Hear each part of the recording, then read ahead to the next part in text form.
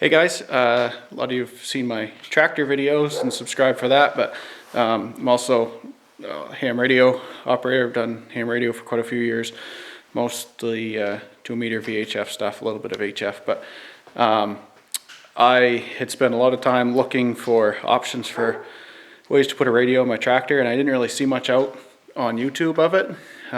So I got creative and did my own thing, and I just thought I'd put a quick video out of what I did, in case anyone else is interested in doing the same. You kind of see what I ended up doing, and it's worked really well. So hopefully you guys like it. I went with a Kenwood, the TM-281. And as you can see, hopefully I can get an idea here.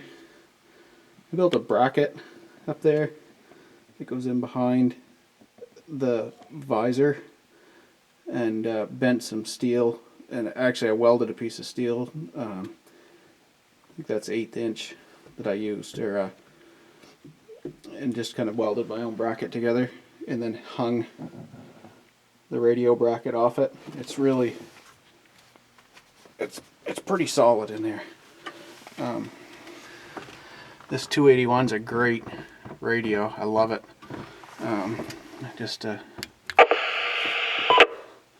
got a nice front firing speaker on it, and nice and loud. I use it to scan with as well, so when I'm out in the tractor I can hear all the local stuff, plus 2-meter as well. So what I did is I had to run, not really done with the antenna wire, that's kind of coiled up on top right now, but I've got the power going through some wire loom. It comes over to this doorpost. I just need to tuck this in the corner of the doorpost, but it goes down in wire loom underneath. And I got power from in the fuse panel here. There actually was an empty spot that was rated for 20 amps. I know it's really hard to see, it's in the dark here right now. There's a 20 amp spot that had power, so I put it on the other side with a 20 amp fuse, popped it in, and there was a nice ground spot. So that's really dark in there, sorry you can't see the ground. There's a nice ground right in there also. You can hear the state police. Sounds really good. So of course the other trick is an antenna.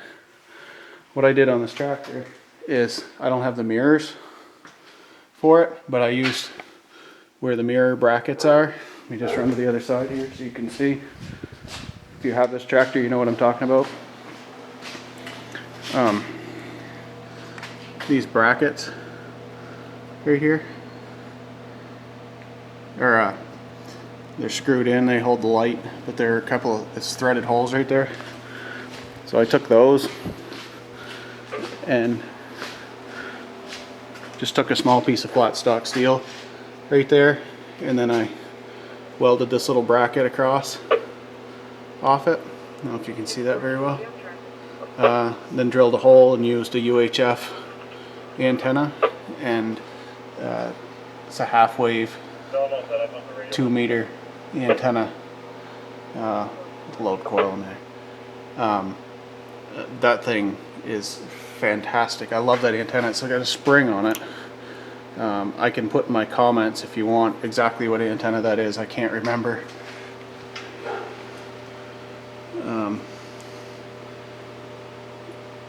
It's not going to focus for me. But spring loaded, so when I hit anything, it won't break the antenna. And hopefully you can kind of see from the front here how that looks with a radio antenna. That's the AM/FM radio, and then there's my 2-meter, and you can kind of see from the front, you can see the cord hanging down. Usually I just have the microphone cord coiled up above the radio. I was just using it earlier, so that's why it's hanging down. But you can see from the front, it really doesn't, I'm kind of looking up at it right here. It doesn't look too bad in there. It's out of the way, easy to access when you want to use it. I can hear with it really well. I'm easily getting into repeaters that are 40 plus miles away. There's no trouble at all with that radio. So this is how it looks for me. It's kind of tough to see on a camera, but I usually just have this microphone cord flipped up.